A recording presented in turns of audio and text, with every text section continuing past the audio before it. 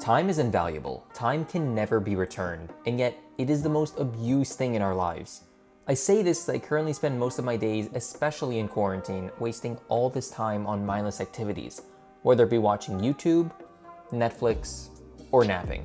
I guess this dawned on me when I noticed how fast every one of my days were just flying by and how unaccomplished I felt after each of these days. So here I am, hoping that this video can inspire me and hopefully inspire all of you to spend your time more wisely. Our days as we know it are split into 3 segments: morning, afternoon, and night. The morning typically includes a morning routine, showering, brushing my teeth, making some breakfast, a possible workout, and starting my day. The afternoon consists of just getting more work done, and then nighttime is just me trying to get ready for bed and go to sleep for yet another day. But the issue is, no matter how great this all sounds on paper, none of it ever goes according to plan. I can get out of the shower and spend a full hour just sitting on my bed, scrolling through Reddit, reading the latest news, or just watching mindless videos. Or I could spend an afternoon literally just napping for hours on end. The one and only point I'm going to be talking about in this video is consumption, since this is the biggest enemy for me. And speaking of consumption, how about hitting that like button and consuming that subscribe button? Consumption could be anything. The news, movies, TV shows, YouTube, Twitter, Reddit, you name it. If you consume it, it is consumption. And the reason why I want to talk about it over literally everything else is because of its rabbit hole-like effect. No matter how much self-control you have, you will always fall into this rabbit hole. It's kind of like Lay's slogan, bet you can't eat just one. The issue of consumption is the root problem, but it really stems off into self-control. If we had impeccable self-control, we could read one tweet and get off Twitter, but we all know that's just not gonna happen. All these platforms love to keep the user, such as yourself and me, engaged at all times, which is why a lot of these platforms kind of switch to a personalized feed rather than a chronological one. Let's take Instagram, for example. Instagram in the past used to show you the latest uploads of the people you follow, no matter who they were.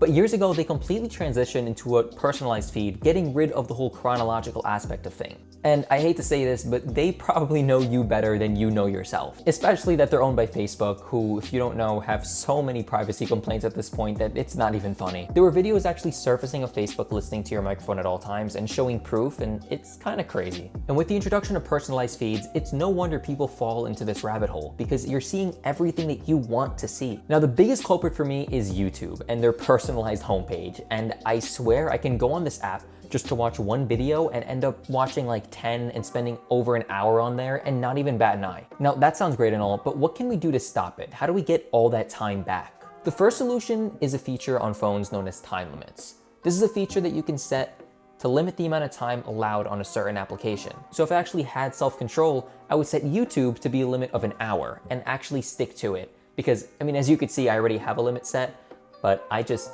go past it every single day, and at this point it's just a routine. And you could do this with actually any application on your phone. It just requires you to be self-aware of which apps you're spending the most time on. And there's another feature for this one too. It's a feature called screen time, also found in the settings in a similar place as time limits, and it gives you a breakdown of where the time spent on your phone goes to.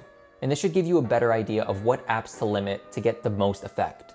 Now, the second tip is a little more hardcore than just turning on a feature on your phone, and it's called batching. And this is a very extensive topic that I'm not gonna go into in depth in this video, but batching in essence is essentially piling everything of the similar category to do in one sitting and not spreading it out throughout the entire day. So let me give you an example for this. Let's say I have a great idea for a script for a video I wanna film.